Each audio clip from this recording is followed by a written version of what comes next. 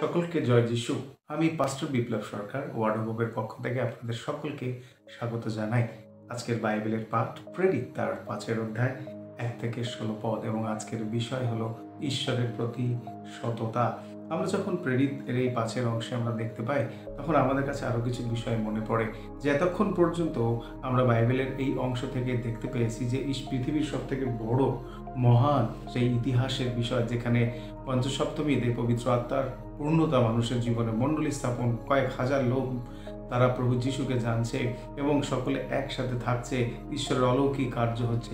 সাথে সাথে আবার এই প্রেরিতেই আমরা পৃথিবীর এবং মণ্ডলীর ইতিহাসের সব থেকে অন্ধকারতম বিষয় দেখতে পাই, যেখানে আমাদের অনেক কিছু বিষয় স্পষ্ট হয়ে যায়।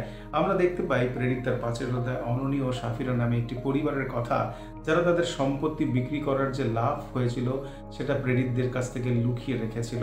কিন্তু তিনি জানতেন না যে ঈশ্বর, যিনি অন্ধকার এবং আমাদের জীবনের অন্ধকারের সমস্ত ঘটনাও তিনি জানেন, এবং এই ঘটনা আমাদের কাছে পরিষ্কার করে, যেটা পরবর্তী সময় পৌল তিনি প্রকাশ করেছেন, যে আমি ভালো যা কিছু আশা করি তা আমি করতে পারি না, কারণ আমার ভেতরের মন্দ সেই কাজ করতে দেয় না, এবং যে মন্দ কাজটা আমি করতে চাই না সেই মন্দ কাজই আমি করি। তাই ঈশ্বরের বাক্য আমাদেরকে অনুপ্রেরণা দেয় যেন আমরা ঈশ্বরের কাছে সৎ হতে পারি এবং আমাদের জীবনে ঘটে যাওয়া সমস্ত বিষয়কে ঈশ্বরের কাছে স্বীকার করতে পারি। শতাব্দীর পর শতাব্দী ধরে বাক্য আমাদেরকে অনুপ্রেরণা দেয় যেন আমরা ঈশ্বর এবং ঈশ্বরের লোকেদের কাছে সত্যকে স্বীকার করতে শিখি। যোহন খুব সুন্দর তার প্রথম যোহন তার 1 অধ্যায় সেখানে 9-10 পদে লিখেছেন যে ঈশ্বর বিশ্বস্ত ধার্মিক, যদি আমরা আপন আপন পাপ স্বীকার করি তিনি আমাদের পাপের ক্ষমা করেন।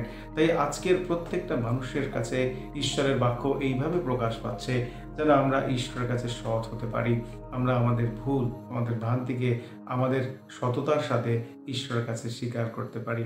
আজকে যখন আপনি প্রার্থনা করবেন তখন আপনি এইভাবে প্রার্থনা করুন, ঈশ্বর তুমি আমাকে সেই সততা দাও, যে পাপকে এখনো আমি ঢেকে রেখেছি, যাকে লুকিয়ে রেখে জীবনযাপন করছি, তাকেও যেন স্বীকার করবার ক্ষমতা আমার মধ্যে থাকে। ভালো থাকবেন।